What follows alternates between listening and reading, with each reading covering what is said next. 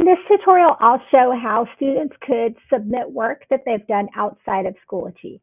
So some cases where this may come into play is maybe you have your students doing a Google Portfolio site and they would need to share the link with you. Maybe you have some files that you want them to attach and they can attach up to 12 of those and they can share that with you as well. Maybe they have Google files and they just need the link for those. So a few options there. So the first thing I'll show is with a Google site. You want to make sure your students have this published so that at least anyone in Dickinson ISD can view it. So to do that, this is in the publishing or the editing version of a Google site. They click on the plus sign for people. They want to go down where it says links, and they want it so at least anyone in Dickinson ISD can view it. Publish on the web, as long as it doesn't have a lot of pictures of students and things like that. That's not, the most dangerous thing, so to speak. But to get their link so that you can see it, you'll go to the little drop down by publish and then click view published site. And this is the link that they would need to share with you once you have created an assessment from which they can, submit a link.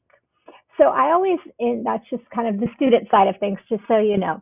And same thing with any type of Google type of doc, they need it so that at least anyone in Dickinson ISD can view it. And sometimes it's okay to make it so that anyone with a link can view. All right, so what I'm going to do is in my current unit, I'm going to go in and I'll add an assessment.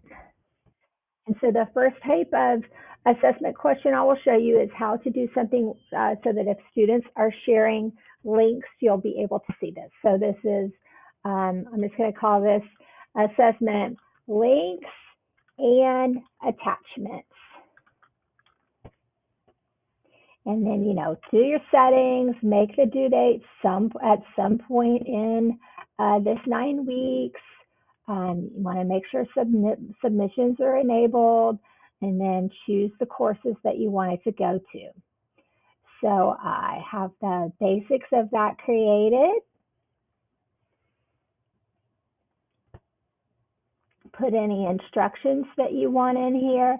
And my first question, since they're just sharing a link with me, it will be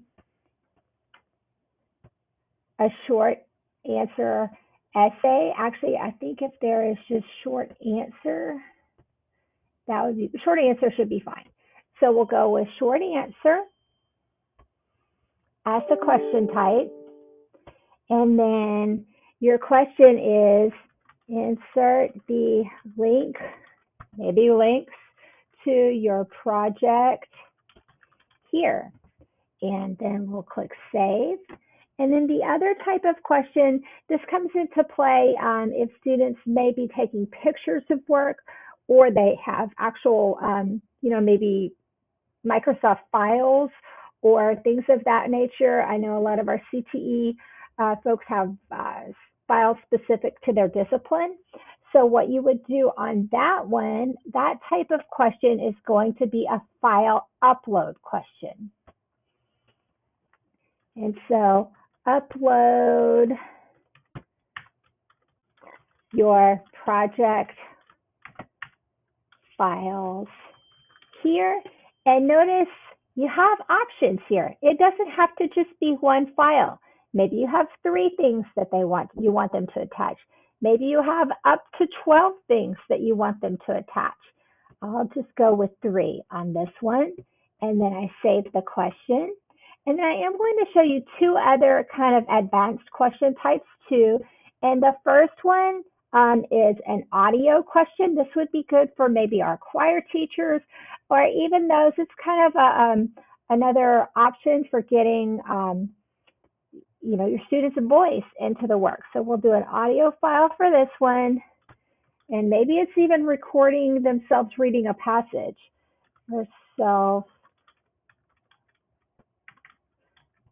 performing your skit. Can add learning objections into that if you want. Add a rubric into it if you want. But that is another option to get voice from your students. And then another option that would be good for a lot of our theater arts types of teachers would be a video. So there's a video submission type of question. So this one is going to be record your group's performance here. Then we save it.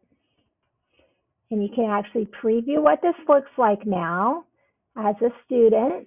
And so here, we are pasting in maybe that website that we have for this one. I click my next question.